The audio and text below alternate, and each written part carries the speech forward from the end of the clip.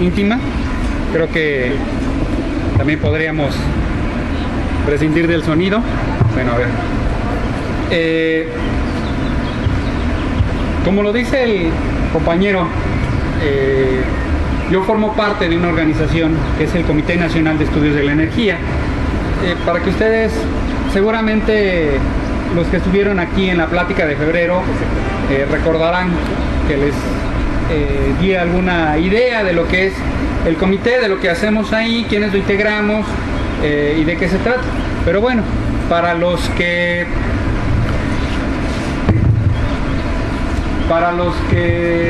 no lo tienen fresco o les pusimos falta ese día, el Comité Nacional de Estudios de la Energía es una pequeña asociación civil que está integrada básicamente por trabajadores del sector energético, petroleros, electricistas, tanto de la Comisión Federal como de la extinta Compañía de Luz y Fuerza, y algunos compañeros que vienen del Instituto Nacional de Investigaciones Nucleares, más gente que venimos de la academia o que simple y sencillamente estamos interesados en el tema de los asuntos de la energía. Esto de una u otra manera ha servido para enriquecer nuestra labor, dar un punto de vista desde la misma perspectiva de los trabajadores, de quienes están directamente involucrados con los procesos de extracción, de exploración, de refinación, de transformación de los hidrocarburos, pero también en la generación, distribución y administración del sector eléctrico. Y también la misma gente que trabaja o está preocupada por el desarrollo de las energías alternativas. Esto es básicamente lo que nosotros venimos haciendo en el comité ya desde hace 7 años. Qué rápido pasa el tiempo. 7 años como comité y algunos años más antes que veníamos trabajando de manera informal, veníamos cooperando de manera un tanto más informal con con esta gente. Bueno, esta primer pregunta, la pregunta central que nos vienen a poner al día, ¿qué son las leyes secundarias? ¿De qué se deben? ¿Cuáles? ¿Por qué nos afectan ahora? ¿Por qué están tan apurados en aprobarlas en medio de la euforia futbolera? Vamos, estos cuates no se tientan el corazón. Está bien que a algunos les guste o nos guste el fútbol, pero no se vale atentar contra la soberanía nacional en medio de un gran espectáculo. Es la muestra de qué tan preocupados están y qué tanto les preocupa, y al mismo tiempo de qué tan importantes son. Pero ¿por qué son tan importantes las leyes secundarias? ¿Qué es lo que realmente significa una ley secundaria? Nosotros hablábamos aquí en alguna ocasión sobre lo que es la Constitución. ¿Qué sentido tiene una Constitución? Y decíamos que la Constitución es la Carta Magna, que es la ley suprema del país. Todas las demás leyes se tienen que adecuar a lo que está estipulado en una Constitución. Pero una Constitución, por más que nosotros queramos hacerla perfecta, nosotros queramos integrar como una obra completa que rija a una nación, solamente lo puede hacer en términos muy generales, muy abstractos. Una Constitución no puede dar los pormenores, sobre todo en una república federal, cómo se van a comportar todas las demás sectores de la vida. Una Constitución se promulga en un tiempo determinado, con un gran acuerdo político, se puede reformar, pero aún así no va a contemplar muchos aspectos precisos que hay en la vida cotidiana. Surgen nuevas industrias, surgen nuevas formas de acción social, surgen nuevas formas de relacionarse entre cada uno de los individuos. Vamos, esto es lo que va ocurriendo en la vida cotidiana. Y una constitución, por más perfecta que nosotros queramos hacerla, no va a poder contemplar eso. Porque la vida de una sociedad es muy dinámica. Y hay que hacer leyes que estén de acuerdo, sí, con esa constitución, pero que puedan ir regulando la forma de actuar entre las personas, entre los individuos, de manera cotidiana. Esa es la función que tienen las leyes secundarias. Esas leyes secundarias hay de varios tipos. La que nosotros vamos a entender como leyes federales, es decir, aquellas leyes que aprueba el Congreso de la Unión, es decir, la Cámara de Diputados y la Cámara de Senadores, y que van a tener validez para todo el territorio, para toda la nación. Y las leyes generales. Las leyes generales tienen una validez relativa.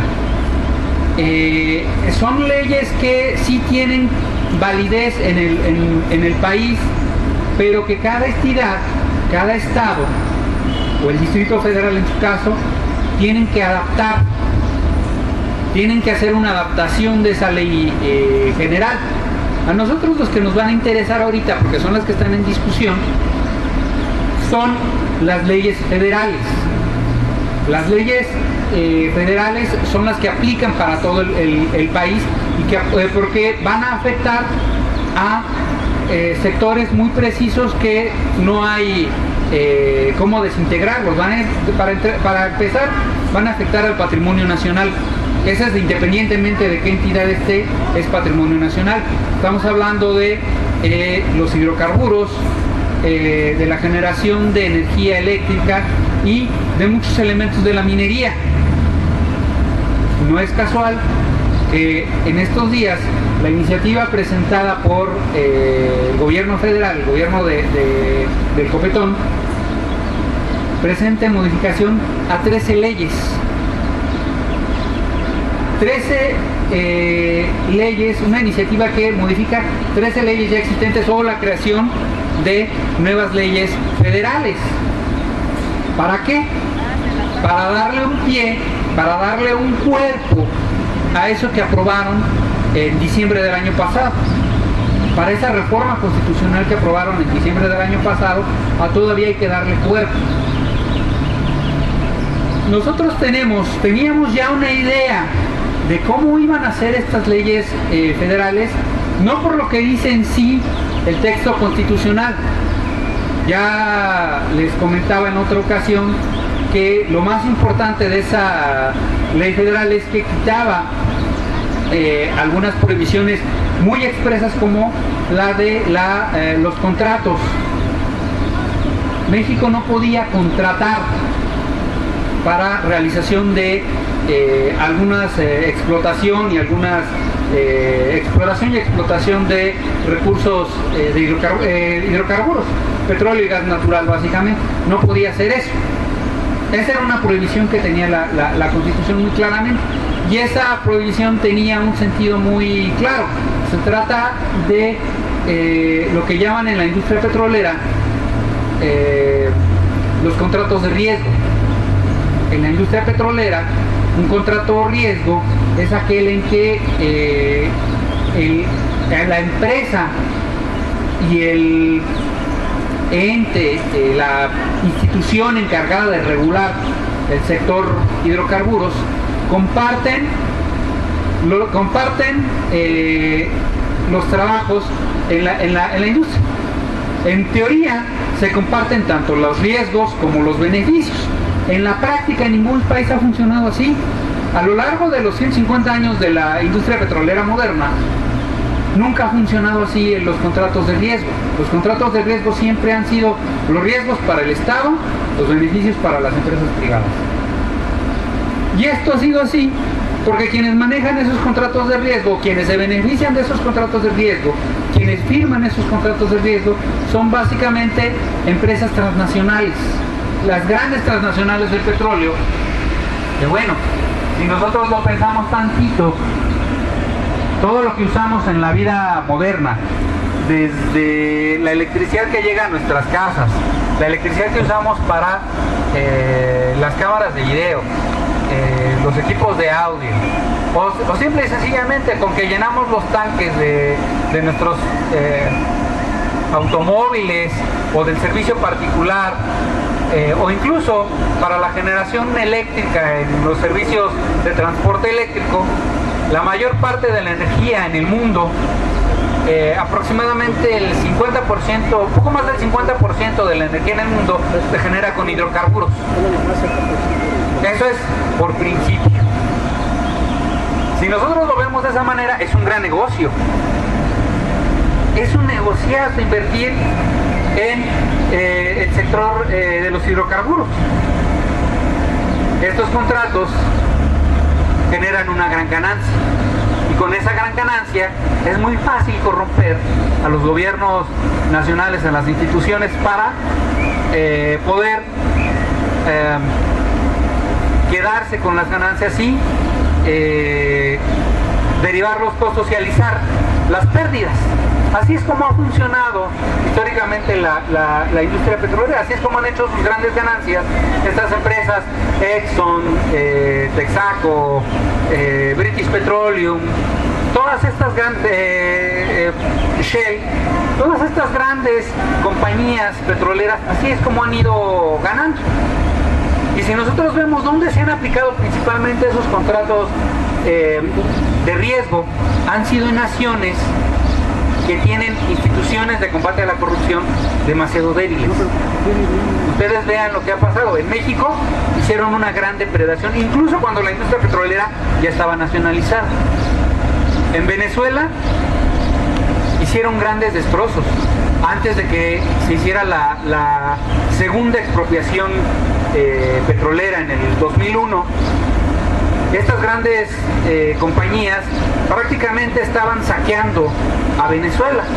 Si ustedes piensan lo que está ocurriendo todavía en Nigeria, cómo se ha desarrollado en los últimos 80 años la industria petrolera en Nigeria, pues bueno, estas grandes petroleras fomentan las grandes masacres entre pueblos, nada más por la extracción del petróleo, y todo con esas ganancias que tienen principalmente basadas en contratos de riesgo. Bueno, eso es lo que se firmó en la Constitución, pero todavía había que darle cuerpo. No estaba muy claro de cómo iban a operar esos contratos de riesgo, a través de qué tipo de instituciones. La idea que nos daba esa idea, reforma constitucional, si nosotros nada más nos íbamos al texto, bueno, parece que no va a haber gran cambio, parece que todo va a seguir igual, puede ser que no se modifique de gran cosa, pero toda reforma constitucional lleva implícita la aprobación de algo que llaman artículos transitorios. ¿Qué son y para qué sirven los artículos transitorios? Los artículos transitorios sirven para darle un perfil, para ir delineando, dirían en términos coloquiales, dar línea de cómo se va a constituir toda la reforma secundaria, todas las leyes secundarias, qué sentido van a tener. Y nosotros podíamos observar ya desde ese decreto de reforma constitucional, que en los artículos secundarios se veían cómo se iban a constituir básicamente en concesiones. Evitan la palabra, le buscan darle la vuelta a la palabrita, pero el sentido que tenía muy específico es el de otorgar la posibilidad de que las empresas adquieran la licencia, así le llaman muy elegantemente para evitar la palabra concesión, adquieran la licencia para explotar un yacimiento, para explorar y explotar un yacimiento. Esta es la forma en la que lo decían los artículos transitorios que se iba a hacer. Ya cuando nos aparecen las iniciativas para reformar la ley federal de hidrocarburos, la ley federal de minería, la ley federal del servicio eléctrico, la ley federal del ente regulador de economía, etcétera, de energía, etcétera, nosotros podemos ver que de lo que se trata es precisamente de eso, Se trata de facilitar todas las condiciones, de dar todas las condiciones de legalidad para que estos entes, estas empresas que van a llegar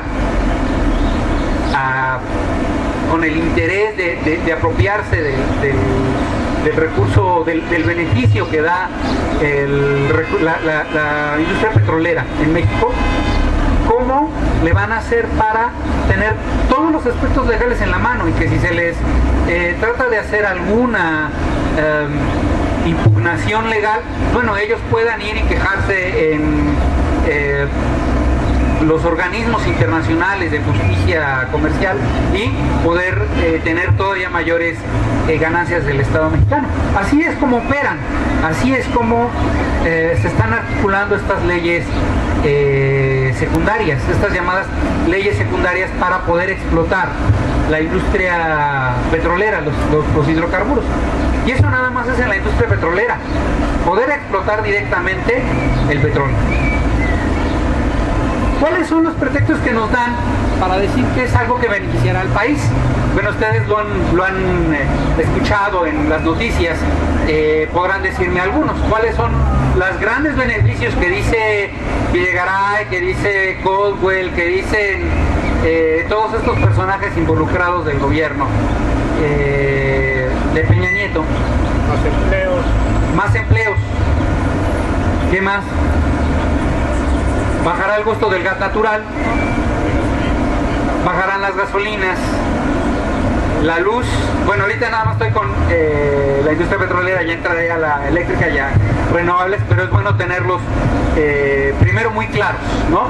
Que esto es lo que pretende, ¿no? Estas son las grandes ventajas.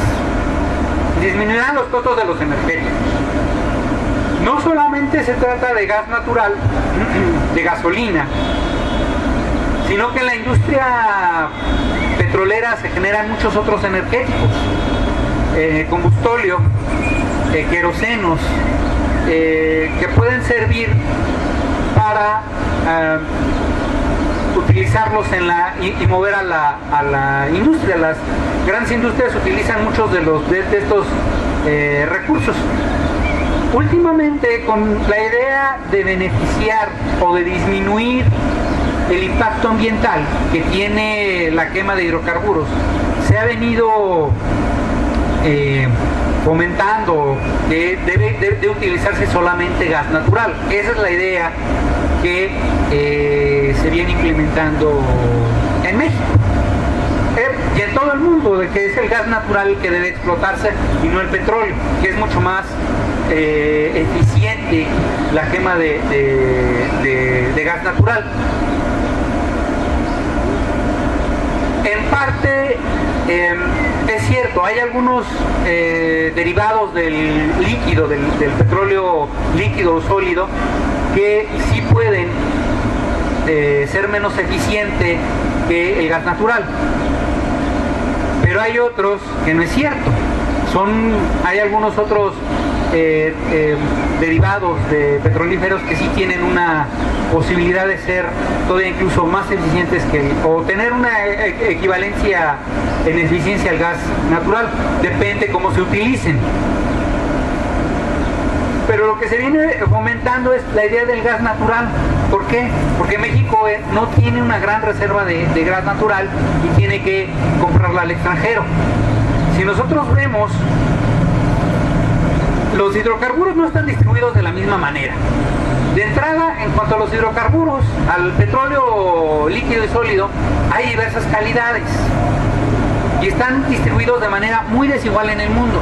Si nosotros vamos a naciones como China, tienen alguna reserva de petrolíferos, pero principalmente, o a Canadá, tienen algunas reservas de petróleo, pero son muy sólidos. Es decir, hay que invertirles mucho dinero para extraerlos y hay que invertirles todavía más dinero para convertirlos en algo que pueda ser usado. Prácticamente en algunos estratos es carbón, coque, lo que se tiene en esas regiones. Es muy caro. Y realmente convertirlos en algo así como gasolina o diésel sale cantidades estratosféricas. Es impráctico. Desde el punto de vista económico es impráctico. Hay naciones como México que tienen hidrocarburos de una calidad mediana y muy alta, que son los hidrocarburos medios y ligeros, los llamamos hidrocarburos medios y ligeros, que esos hay que refinarlos un poco y ya sale gasolina o sale diésel, no hay que hacer procesos demasiado caros. Hay naciones como Arabia Saudita que son crudos de altísima calidad. Allá prácticamente perforan el pozo, sacan y lo que sale es gasolina. Ya no hay que invertirle mucho en refinación, hay que darle una ligera refinación y ya sale, ya es utilizable. Y hay naciones que no tienen petróleo pero tienen mucho gas natural. Y hay naciones como Venezuela que tienen las dos, mucho gas, o Rusia, que tienen mucho gas natural y mucho petróleo. Está distribuido de manera muy desigual, no es lo mismo. En México podemos tener mucho petróleo, pero hay poco gas natural o casi nada de gas natural, y el poco gas natural que hay es el que viene asociado a los yacimientos de petróleo. Un yacimiento de petróleo trae las dos cosas. De hecho, si ustedes han visto en las caricaturas o en los programas de televisión, cuando uno perfora y sale el chorro de gas de petróleo, sale bota así como si fuera por una fuente, en realidad lo que hace que brote de esa manera es el gas natural asociado. Viene revuelto el gas natural con el petróleo y lo que está haciendo que suba así es el gas natural. Pero si nosotros le quitamos el gas natural a ese petróleo, va a dejar de brotar de esa manera. Es un poco el mismo efecto que se tiene cuando tenemos un refresco, nosotros lo quitamos. Al abrirlo, el gas va a hacer que todo salga por botones. Pero si nosotros dejamos que se desgasifique, se va a quedar abajo. El líquido se va a quedar abajo. En otras palabras, ¿qué estoy queriendo decir? Nosotros el poco gas natural que tenemos se necesita no para estarlo quemando en los petróleos, no, se necesita para reinyectarlo, que el petróleo siga fluyendo. Eso es para lo que se necesita el poco gas natural que se tiene. Como no se tiene una gran cantidad de gas natural en México, sino el que está asociado a los yacimientos, esto más bien tiene que importarse de otras naciones. Y normalmente se hace a través de un intermediario, los Estados Unidos. Los Estados Unidos tampoco son, hasta muy recientemente que ellos descubrieron que tienen yacimientos de gas lutita, ya también hablaremos un poco de ello, hasta que descubrieron que tienen yacimientos de gas lutita o shale gas. Ellos no eran un gran productor de gas natural, tampoco estaban en la misma situación que México, no tenían un gran abasto de gas natural, así que ellos tenían que importarlo desde otros países y de ahí lo reexportaban hacia México. Así es como se ha venido haciendo a lo largo del tiempo. Obviamente esto tiene la implicación de que eleva los costos. Y hace algunos años, cuando inició el repunte de los hidrocarburos por allá de 2004, 2005, el precio del gas natural llegó a estar todavía más alto que el de los petrolíferos, el petróleo crudo en el mundo. Eso obviamente hace que México haya tenido que derrochar toda esa riqueza petrolera que tenía, todos esos ingresos que tuvo en su tiempo de mayor exportación de petróleo crudo a mayores precios, que fueron 2004, 2005. En esa misma época nosotros teníamos una gran fuga de dinero porque teníamos que importar mucho gas natural a precios todavía más inflados. Esto era lo que ocurría, esto es lo que está ocurriendo. Nos dicen que va a bajar el precio de los hidrocarburos, del gas natural en específico, con estas leyes secundarias, porque lo que se va a hacer es abrir la posibilidad a que las mismas empresas importen directamente el crudo hacia México. Esa es la idea. La idea en términos generales es abrir la industria a lo que ellos denominan una noción de mercado. La idea del libre mercado. Abrirlo a todos los sectores a la libre explotación. una regulación mínima, mínimos límites para en términos arancelarios, es decir, de los impuestos que pagan lo importado, reducirlo todo, dar todas las facilidades para que haya esa importación. No se trata nada más de que ellos, de que se abra la posibilidad de que ellos exploten directamente los yacimientos de gas natural. Eso es lo de menos.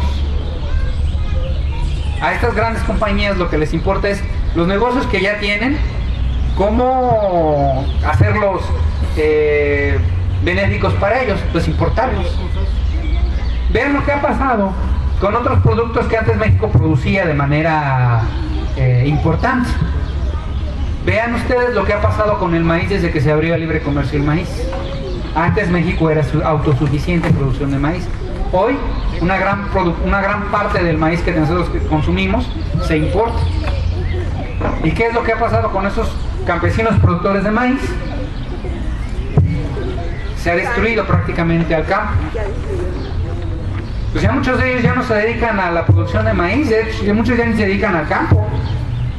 Muchos o ya se fueron a Estados Unidos o buscaron alguna otra forma de subsistencia, comercio ambulante o algún otro sector de la economía informal, porque simple y sencillamente el campo ya no les da. Eso es uno de los elementos que ha pasado con el maíz, y no ha sido porque se haya aumentado la producción de maíz en México. Un producto emblemático de México es el chocolate. Ustedes saben que en Mesoamérica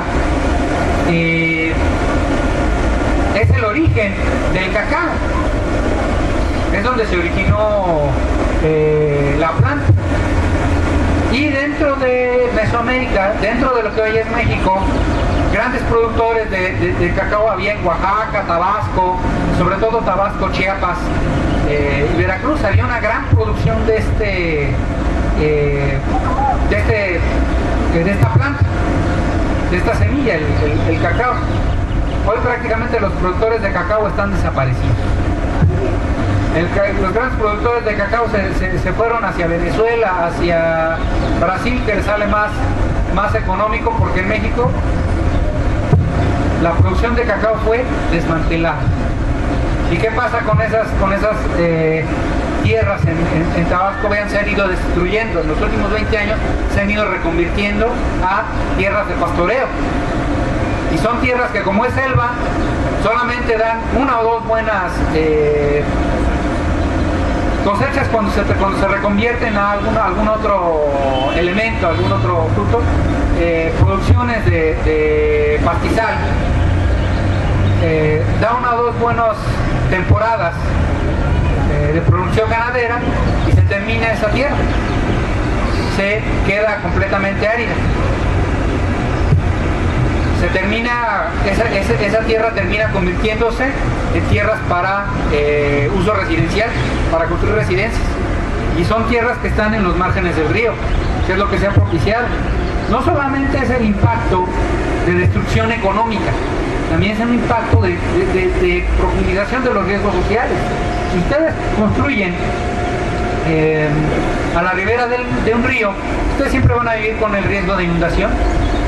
Y vean lo que pasó hace algunos años, o lo que ha se ha acentuado desde hace algunos años, no solamente en la ciudad de Villahermosa, sino en los pueblos que están hacia centro, hacia los pantanos de centro, en tierras más bajas. Los pueblos de plano quedan arrasados. ¿Por qué? Porque se viene destruyendo todo este ecosistema con una política de la producción y del comercio. Bueno, estos son algunos de los efectos secundarios que tiene en términos sociales la apertura comercial. La otra es que se trata de un sector estratégico.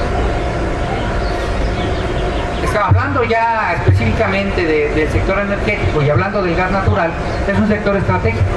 Si nosotros movemos con gas natural y si nosotros decimos, bueno, abrimos la producción, pero como México no tiene gran cantidad de gas y realmente los productores lo que van a hacer es hacer como que trabajan el gas natural en México, como que lo extraen, pero como no les es negocio van a recurrir a importarlo, y la concesión o la licencia lo único que manifiesta es que ellos deben tener abastecido al mercado mexicano. Entonces lo que van a recurrir es a importarlo de otros territorios donde tienen negocio. Así le han hecho. Así es como han operado, no en México, en otros lugares del mundo, estas grandes empresas de hidrocarburos. Y se trae el gas natural del extranjero. ¿Y quién va a controlar el precio del gas natural? México, porque va a tener controlado la explotación de esos yacimientos. Claro que no. En un mercado libre, quien va a tener el control de ese gas natural, pues son las empresas que lo están importando. Se lo están robando. El mejor ejemplo que se puede tener de lo que va a pasar con el gas natural en estas condiciones que están colocando con las leyes secundarias de aprobarse es el mercado de los fertilizantes. México hasta 1992, cuando Carlos Salinas de Gortari desnacionalizó una gran parte de la industria secundaria petrolera, parte de lo que venía en ese programa era Fertimex, la empresa paraestatal que generaba fertilizantes, generaba la urea, que es el principal fertilizante. Pues lo único que ocurrió con ello es que Fertimex, al cabo de los años, entre los 5 años, quebró. Fue cerrada. Ahora la están recomprando, pero con pura chatarra. La acaban de recomprar el año pasado, pero después de que tenía años sin funcionar y siendo exclusivamente chatarra. Se acaba de recomprar supuestamente para revitalizar toda esta industria. Bueno, llevamos casi 20 años perdidos en ese sentido. ¿Qué se puede hacer? La urea, durante todo ese tiempo, a los que se les dio la concesión, lo que hacían era importarla. No les era negocio producirla en México, lo que hacían era importarla. Y no generaron los empleos que debían de haber generado. Ni generaron los empleos que habían prometido, porque prometieron invertir para expandir la producción de urea y generar así más empleos.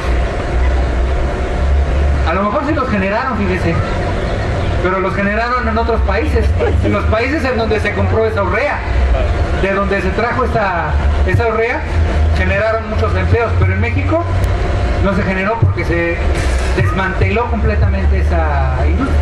Y es lo mismo que puede pasar. Prometen que habrá más empleos si se le licencian, se les conceden licencias de producción de gas natural a esta gente. Va a haber mayor producción de gas natural y va a haber un mayor abasto. Sí, pero estos mismos que están viendo este negocio son los que en otro momento, estas empresas que en otro momento desmantelaron la industria de los fertilizantes en México. Vean cómo opera esta lógica del mercado y qué tan benéfico puede ser realmente lo que nos están diciendo como leyes secundarias.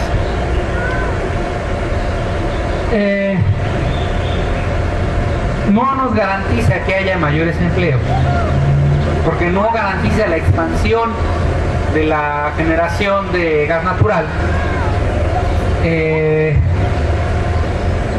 y le quita a México la posibilidad de controlar el precio del gas natural. Se le quita de las manos todo. Lo va a regular el libre mercado y va a venir al libre albedrío primero del mercado que va a colocar y luego de los entes que quieran venderle, de las empresas que quieran venderle el gas natural a México.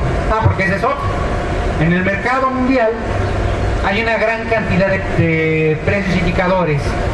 Varía mucho de un país a otro lo que es el gas natural, y hay muchas empresas que pueden hacer el chanchullo de ir a comprar el gas natural en Rusia, donde es más barato, o en el archipiélago indonesio, donde son más baratos el gas natural, Perú, donde es más barato, llevarlo a Estados Unidos y venderlo al precio de Texas, al West Texas, que es el precio más alto que existe en el mercado.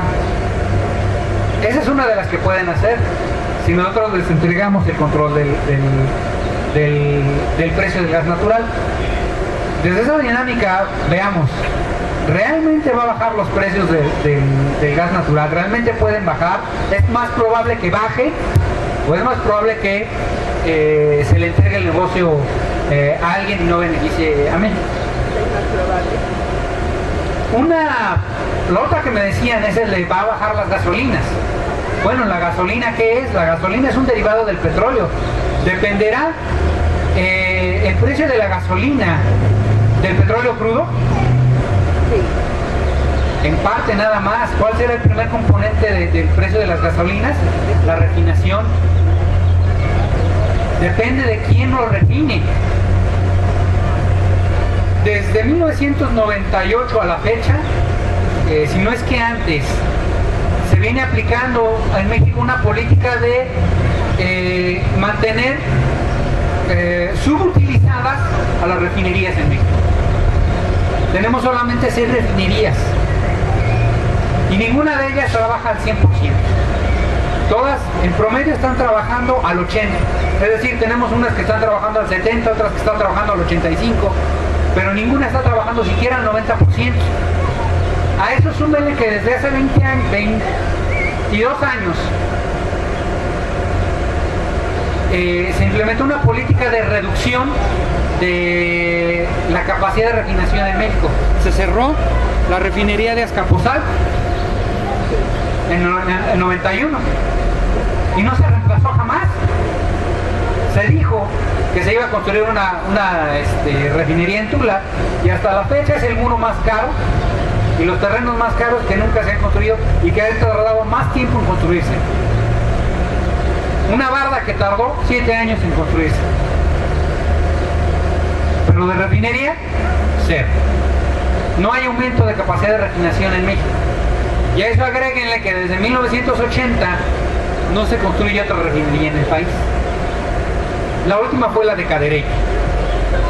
Fue la última refinería que se construyó en el país. Y finalmente, a eso agréguenle que en México hay 6 refinerías. Solamente una está en el Pacífico y en Salina Cruz, en el istmo de Tehuantepec, y una está en el norte, donde se consumen principalmente las gasolinas y el diésel, en el centro y en el norte del país, en las zonas donde realmente hay una gran industria y no hay un abasto eficiente ni de gasolinas ni de diésel. Esa es la política que se ha ido manteniendo. Eso sí, se invirtió en la construcción o en el manejo de una refinería en Houston, la refinería de Deer Park. Y esa refinería, la mitad es de petróleos mexicanos y la mitad de Shell. ¿Y de dónde creen que se importa la gran mayoría de la gasolina que importa México? México, de entrada, importa más del 50% de la gasolina que consume. Esa política de no refinar más, estamos refinando menos de 1 millón de barriles diarios. Menos. Se consumen más o menos esa cantidad y va a ir en aumento el consumo. Se refina mucho menos que eso. Si acaso se refinarán unos 600,000 barriles al día. Y más de la mitad de lo que se consume se importa, principalmente de Houston, de Texas. ¿De qué refinería será? No tengo idea. Es el negocio que se ha venido haciendo. Ahora bien, dicen que se van a construir más refinerías y eso se va a abrir el mercado para que ya no haya solo estaciones de Pemex. Ahí hay 2 grandes mentiras en esta reforma secundaria. Una, que se van a construir más refinerías con capital, porque va a haber inversión extranjera de las grandes empresas y se van a construir más refinerías. La otra es que las estaciones de gasolina sean de Pemex. Pemex sí les vende a esas gasolinerías el combustible y el diésel, pero no son de Pemex, son privadas. Tienen el logotipo de Pemex y el precio no lo pone Pemex, lo pone Hacienda. El precio de la gasolina y del diésel lo pone la Secretaría de Hacienda. Viene en el presupuesto de la Federación. Todo eso de los gasolinazos es un asunto que Hacienda propuso, el Congreso aprobó y aplica a la Secretaría de Hacienda. No es Pemex quien pone ese precio. Si Pemex pusiera ese precio, el precio estaría mucho más abajo. Sería mucho más económico vender la gasolina en México. Ese es uno de los elementos. La otra es que el negocio no es de Pemex, el de las gasolinerías. El negocio es privado. Por eso la familia de Pedro Joaquín Caldwell tiene plantas de refinería, tiene centros de almacenamiento de gasolina y tiene grandes negocios con la gasolina en Campeche y en el sureste mexicano. Por eso pueden estar metidas la familia ahí. Lo único que van a hacer es que va a ser descaradamente la importación de gasolinas. El mismo caso que veníamos con el gas, va a ser la importación descarada de gasolinas. Shell ya ni siquiera van a estar vender clandestinamente, ni recurrir al crimen organizado ni nada. Ni siquiera van a estar construyendo una refinería en México. Va a poder poner su gasolinería y explotar el negocio directamente. Lo mismo Chevron, lo mismo Texaco, etcétera. No todas estas grandes empresas van a poder hacerlo directamente. Y no van a estar comprarle la gasolina a Pemex. Va a ser directamente el negocio, ellos importar su gasolina, porque además les sale más económico. Si el precio de las gasolinas está subiendo constantemente por decreto de la Secretaría de Hacienda, ¿dónde va a salir más barato? Va a salir más barato traerme la gasolina desde Estados Unidos, que en promedio el litro de gasolina es 50% más barato. De California, Texas, todas estas regiones, me va a ser más barato traérmela de ella o construir una refinería, que me va a salir más económico. Traerme la gasolina y vendérmela en mi propio expendio de gasolinas. ¿Dónde está el negocio ahí para Pemex? ¿Dónde está el negocio ahí para el país? Ahí el beneficio, ¿dónde queda? ¿Dónde van a quedar esos empleos? En un lugar, van a quedar en el extranjero. En el mundo hay una, y lo decía en algún momento, cínicamente lo decía Calderón, en el mundo hay una sobreoferta de refinación. Tan solo en Houston hay más de 100 refinerías. En Houston nada más, en la zona de la ciudad de Houston, más de 100 refinerías. En Estados Unidos, hasta donde vi la última vez, oficialmente tienen más de 170 refinerías. Nosotros solo tenemos 6. En América Latina, en los últimos 15 años, se han venido duplicando la capacidad de refinación. Estamos hablando de países como Ecuador, Venezuela, Brasil, la misma Argentina, vienen duplicando la capacidad de refinación. Hay una sobreoferta, sí, en efecto, de refinación. Si nosotros vemos que esta gente, que estas empresas van a controlar el mercado de la venta de gasolina, de diésel, de combustibles, de hidrocarburos, ¿qué les va a convenir más? ¿Construir otra refinería aquí y hacer que todavía bajen más los precios de las gasolinas, del diésel, o traerlas importadas? ¿Dónde estaría el negocio? Son estos pequeños detalles que el discurso nos dice, nos quieren vender, pero que ya no mencionan y que vienen implícitos como consecuencias de estas reformas secundarias o contrarreformas secundarias, que sería el término más preciso. Finalmente, bueno, nos dicen que la parte de aquí una promesa que nos dan con estas reformas, y que aquí se les pasó a mencionar, es que la renta petrolera se va a quedar en México.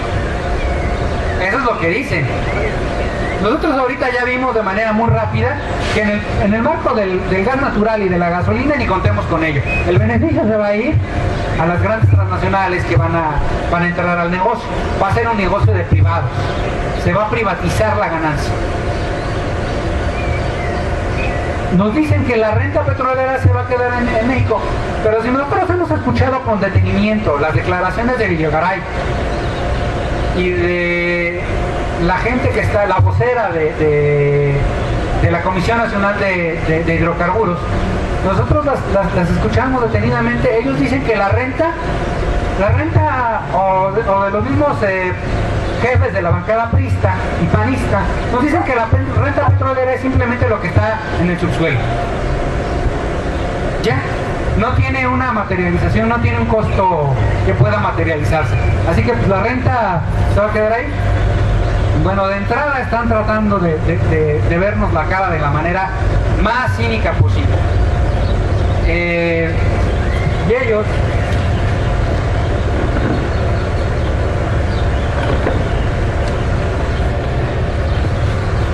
disculparán que ahora sí ya me caló un poquito el calor, la calor, decía mi abuela. Si nosotros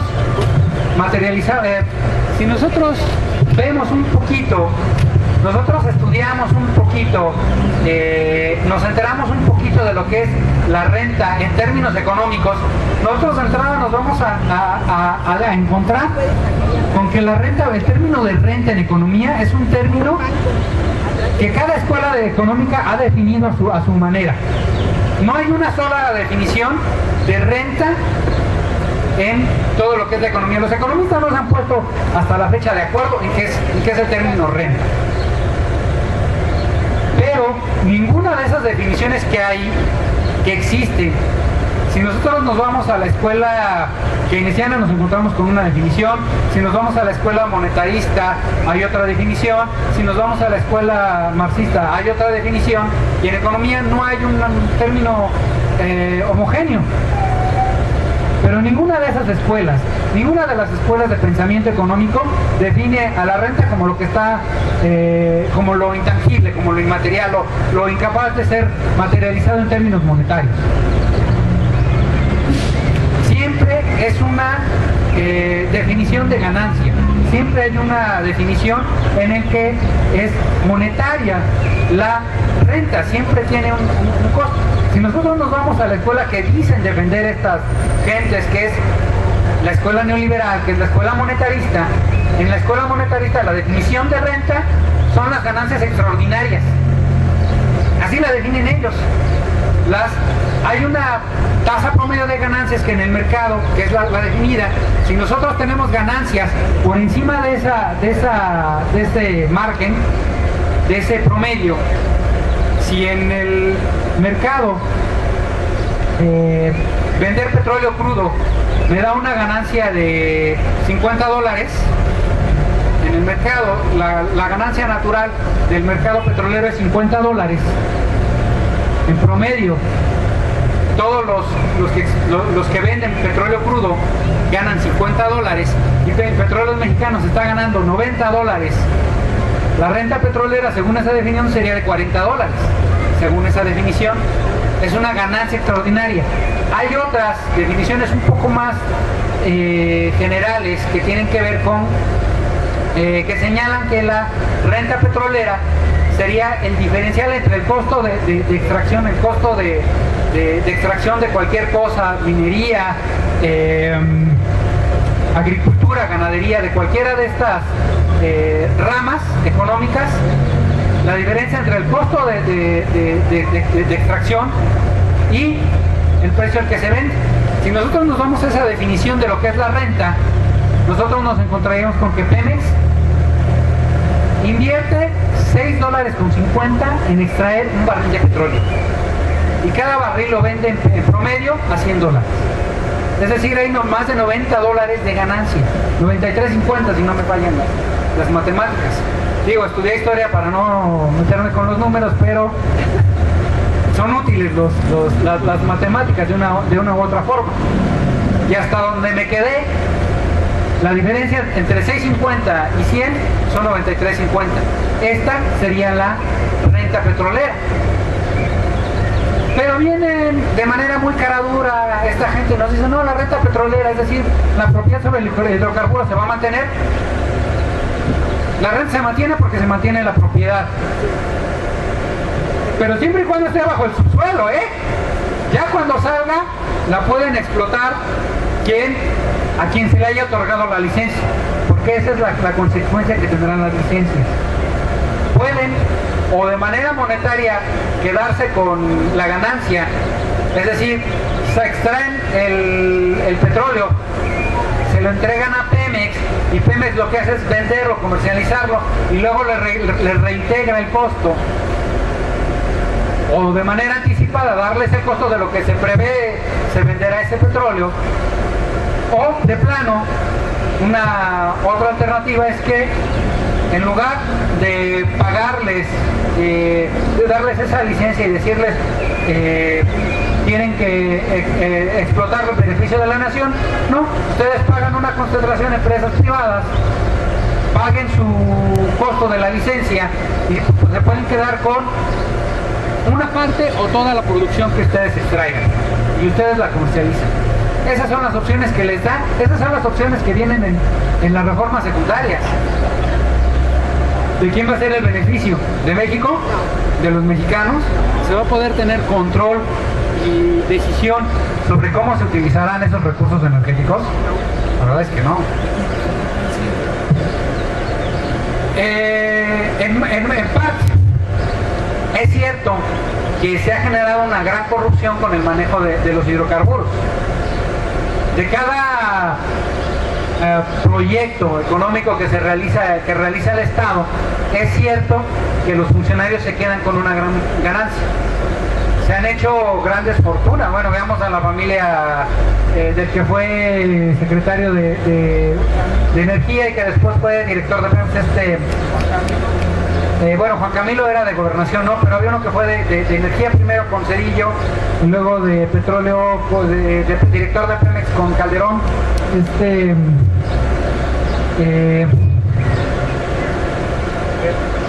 Silva Gesell. Este personaje, su familia ha hecho un gran negocio con los hidrocarburos. Ya ha tenido esos grandes negocios. Sí, si lo vemos por ese lado, no ha sido tanto para el beneficio del pueblo mexicano. Pero si nosotros lo vemos por el otro lado, ¿a dónde han ido a parar? ¿Cómo se ha construido este país en los últimos 40 años? ¿Cómo se han construido escuelas en este país durante los últimos 40 años? ¿Cómo se ha construido infraestructura carretera? ¿Cómo se han construido puentes? ¿Cómo se han construido puertos? ¿Cómo se le ha pagado a los maestros? ¿Con qué se le ha pagado a los médicos? Todos estos servicios, ¿cómo se ha pagado todos los servicios de agua y de saneamiento? 4 de cada 10 pesos del presupuesto vienen de la venta de petróleo. También a lo mejor no estuvieron bien ordenadas, pero es cierto que 4 de cada 10 pesos de todos esos rubros que sí han beneficiado a los mexicanos vienen del petróleo.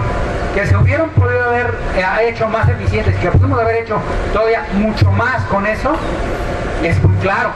Si nosotros pudiéramos abatir la corrupción que hay en el gobierno, pues bueno, hubiera sido mucho más el beneficio de esos 4 de cada 10 pesos que vienen de la industria petrolera.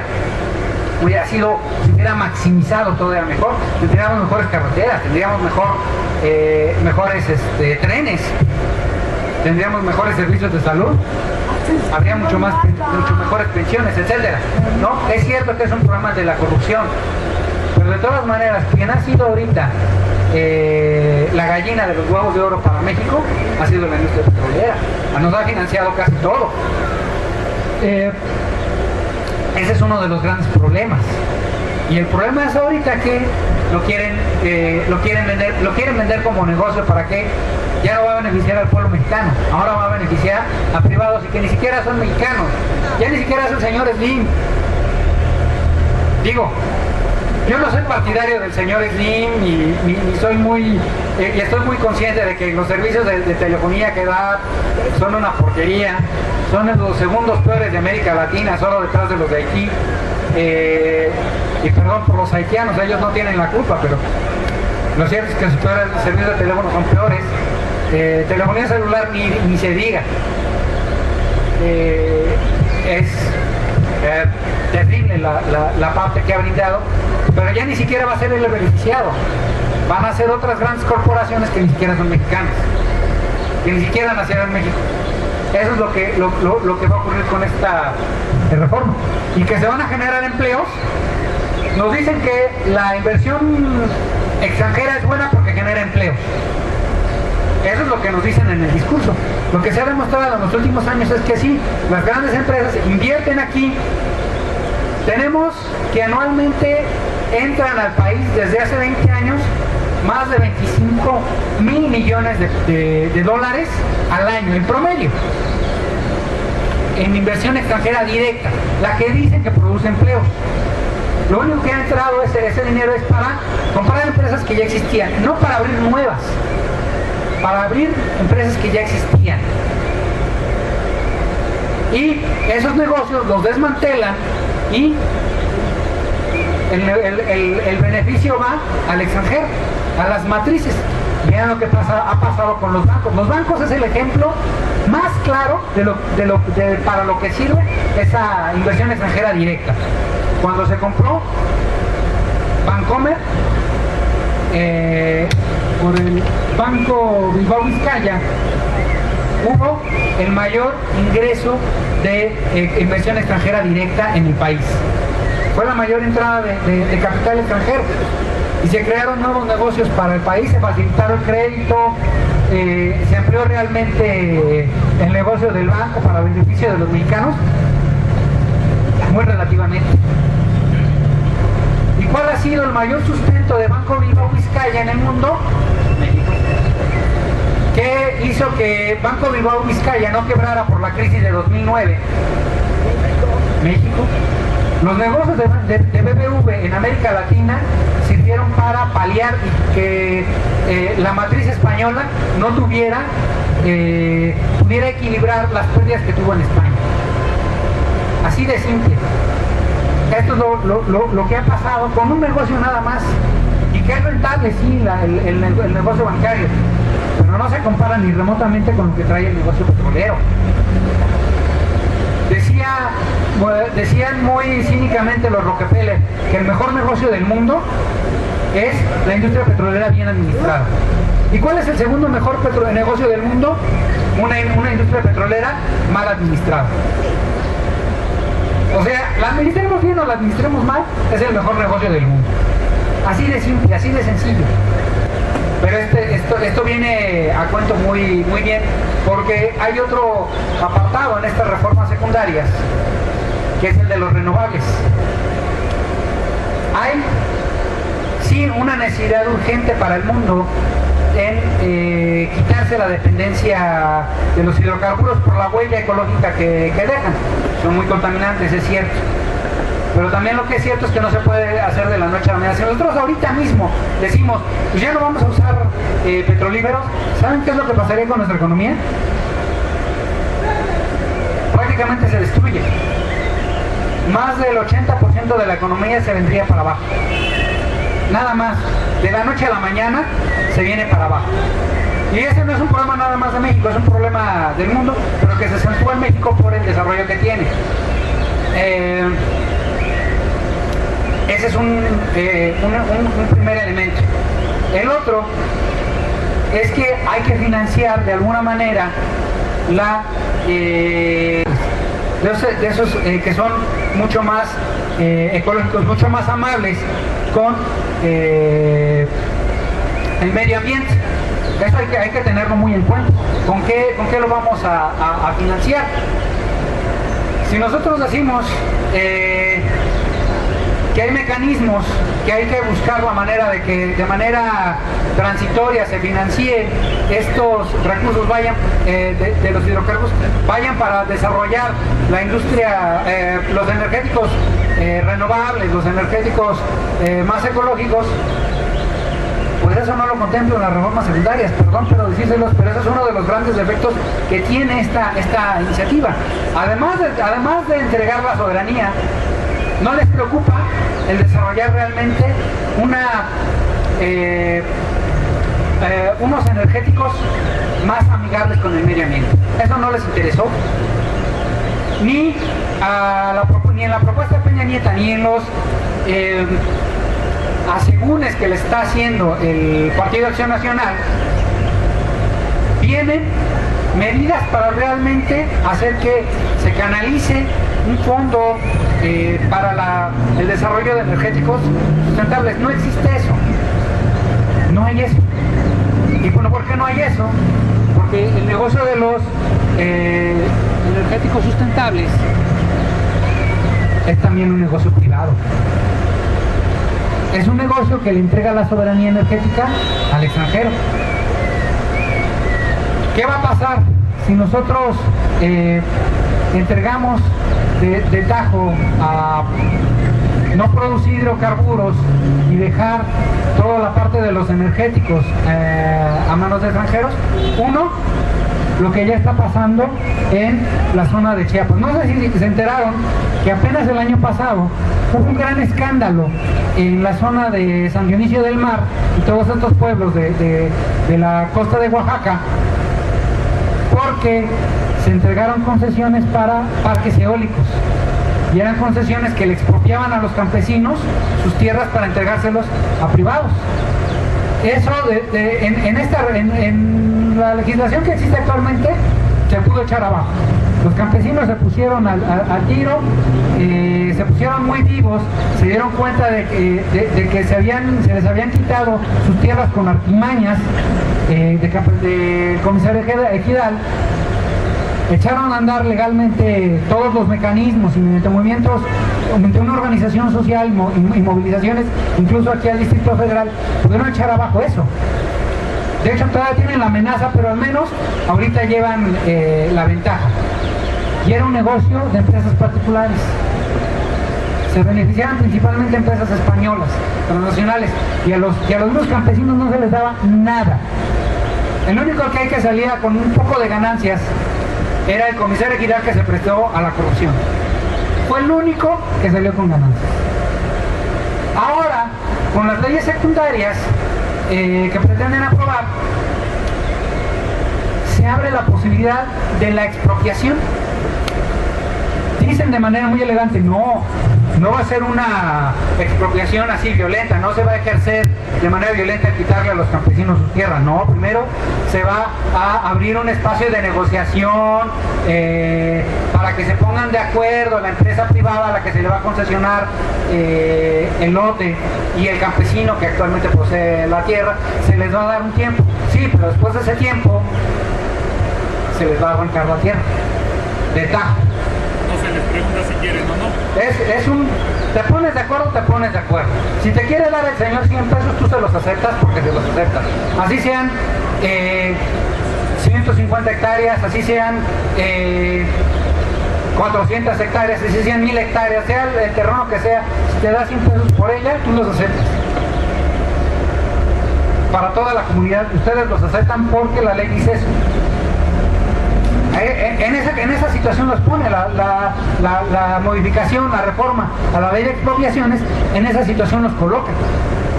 No se puede, ya no se va a poder defender el campesino, el ejidatario, ya no se va a poder defender de una expropiación en esos términos. Los compañeros que habían logrado en la zona de Oaxaca defenderse de que se les quitaran sus tierras, ahora ya no van a poder hacerlo. Simple y sencillamente porque esto es lo que implican las leyes secundarias. Desarrollo de renovables se le da a particulares. Nada más. No hay proyectos para que la Comisión Federal de Electricidad, ningún ente, ni se crea ningún ente, institución mexicana para que se desarrollen energéticos más amigables, ni energía solar, ni eólica, ni con las mareas, vamos, ya ni siquiera nuclear. Ningún tipo de energía más renovable, más amigable con el medio ambiente está contemplada que se desarrolle a partir del Estado mexicano. No, se le va a entregar a particulares. Y esto tiene otro costo. Paso aquí rápidamente a lo que es la parte eléctrica. Se dice que con la reforma van a bajar las tarifas de electricidad. Adivinen quién pone las tarifas de electricidad. ¿Quién pone las tarifas de electricidad que nosotros pagamos? ¿Será la Comisión Federal de Electricidad? ¿Será la Comisión Reguladora de Energía? ¿Será la Secretaría de Energía? Es Hacienda. Es la Secretaría de Hacienda la que pone los precios del kilowatt hora que se consume en el país. No es ninguno de los que la produce o la distribuye. A eso agréguenle un pequeño problema que tiene nuestro sistema eléctrico. Ustedes sabrán que desde que la nacionalización de la industria eléctrica tenía un sentido muy preciso: quitar el sentido de mercado, porque el sentido de mercado lo único que había hecho es que muy poca población, menos del 60% de la población mexicana, tuviera acceso a energía eléctrica. El gran triunfo de la Comisión Federal de Electricidad y de la Compañía de Luz y Fuerza del Centro fue dotar a más del 99.6% de la población mexicana de energía eléctrica. Claro que ese 0.4% que resta no es que no se haya intentado, es que conforme se amplía más el margen es más difícil. Estás hablando de que hay que llegar a comunidades más apartadas, donde el gasto es todavía mayor para construir terminales y de repente no es ni siquiera viable. Es ya un gran logro haber llegado al 99%, es un hit que muy pocos países lo tienen. El otro gran logro era haber construido una red de distribución eléctrica nacional integrada y que tuviera un despacho de electricidad preciso y eficiente. Si ustedes ven, ni siquiera Estados Unidos lo tiene.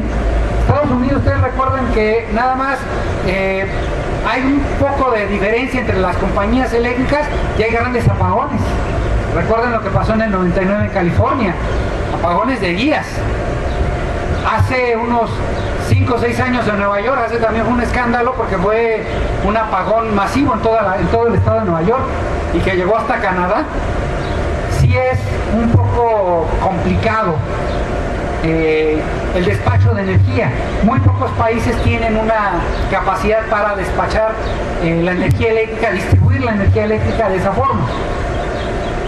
Desde hace algunos años ese despacho de energía eléctrica viene siendo golpeado porque en la reforma del 92 se le concesionó a los privados la posibilidad de producir ellos energía eléctrica. Y a la Comisión Federal de Electricidad se le obligó a que el excedente de esos particulares tenía que comprarlo. Lo que pasó es que parte de la inversión que Comisión Federal hizo y ha hecho históricamente para generar electricidad ha ido desperdiciándose, se ha venido desplazando. Parte de ese costo, mencionábamos hace rato la inundación de Villahermosa, las inundaciones que ha tenido Villahermosa desde 2007, que fue la más intensa. ¿Qué creen? Otro de las causas, además de la mala urbanización, otra de las causas fue que la presa, las hidroeléctricas que están colocadas sobre el río Grijalva, que es el que pasa por Villahermosa, las hidroeléctricas que están colocadas a lo largo de ese río, se dio la orden de que produjeran menos. ¿Por qué? ¿qué disminuyó el consumo de energía eléctrica o qué en el país? No, simple y sencillamente porque los privados estaban produciendo demasiada energía, muchos de ellos en plantas eléctricas, de estas de renovables, y otras de ciclo combinado, que supuestamente son también más amigables, esas trabajan con gas natural, produjeron más energía de la que realmente se tenía presupuestado. Así que Comisión Federal tenía que reducir a la de a fuerzas su producción de electricidad. ¿Qué es lo que es más fácil para una hidroeléctrica, en donde nada más hay que cerrar la compuerta, o una de ciclo combinado, que hay que hacer muchos procesos, no solo para detener, sino después para reiniciar? Es muy complicado, no es una cuestión industrial de apriétale nada más ahí el botón, es bastante más complicado. Se les hizo más fácil cerrar estas plantas hidroeléctricas, cerrar las compuertas de las presas se fueron saturando, además que no era temporada de lluvia, se fueron saturando las hidroeléctricas, y ya cuando ya era o le abrimos la compuerta o revienta la cortina, prefirieron abrir la compuerta, incluso por demás al máximo de su capacidad, y lo único que pasó es que el río creció demasiado rápido. Y todo por priorizar el despacho de energía, la compra de energía a los privados. Eso fue lo que pasó en Villahermosa. Eso ha sido una de las causas que están ocasionando las inundaciones en Villahermosa. Esa es una nada más. Vean lo que va a pasar si nosotros abrimos todavía más la generación de electricidad a privados. Hoy es soterrada. Hoy se supone que los privados solamente pueden generar energía para su consumo. Una empresa puede generar su propia energía eléctrica y consumirla ahí. Y si le queda algún remanente, que lo compre Comisión Federal. Pero lo que pasa es que de manera tramposa, de manera impera la corrupción, y lo que hacen es que ya ni siquiera les importa utilizar su energía eléctrica para sus procesos industriales, sino que generan energía eléctrica y se la venden a Comisión Federal. Les es todavía más negocio. Ahora, si se hace de manera abierta, de manera legalizada todo este asunto, ¿qué es lo que puede pasar en México? La otra, estas leyes secundarias abren el sector de la distribución eléctrica a las compañías privadas. ¿Qué es lo que puede pasar? Todo este sistema integrado de distribución eléctrica que se ha creado en el país se va a desmantelar, se va a entregar por pedacitos. Así como se concesionó la industria ferrocarrilera, que por pedacitos se fueron concesionando los segmentos de vía, así va a pasar con el despacho eléctrico. Y se dice que va a ser todavía más económico, que de esa manera se va a disminuir los costos de la energía eléctrica, porque yo voy a poder decidir con qué compañía quiero contratar mi servicio eléctrico. Eso es lo que dicen. Sí, nada más que los cables por donde pasa la electricidad le pertenecen o son una sola. No, te van a permitir mudarte de casa. Son una sola. Y eso, si se le entregan a una compañía, esa compañía en una zona va a controlar los costos y los va a regular los precios a su conveniencia, y el despacho eléctrico también lo va a regular a su conveniencia. ¿Cuál es el otro inconveniente? Que ahora se va a manejar el despacho eléctrico no como un derecho. Actualmente la Constitución y las leyes secundarias que existen todavía manejan como un servicio público el de la electricidad, es decir, que me lo tienen que dar aunque yo no pague. Digo, sí es una necesidad pagar, porque tiene un costo la electricidad, pero en los términos legales que existen en la actualidad es una responsabilidad moral, es más una responsabilidad moral del usuario,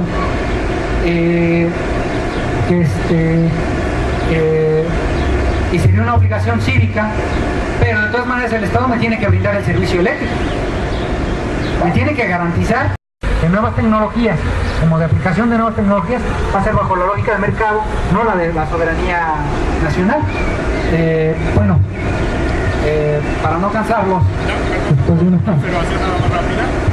Precisamente Tesla está liberando la patente para que cualquiera pueda utilizar y construir sus motores. Eso es muy interesante si a alguien le interesa los motores, ¿verdad? Bueno, yo por el día de hoy le dejaría aquí para tener sus comentarios, cuestionamientos, réplicas, demás. A ver, comentar.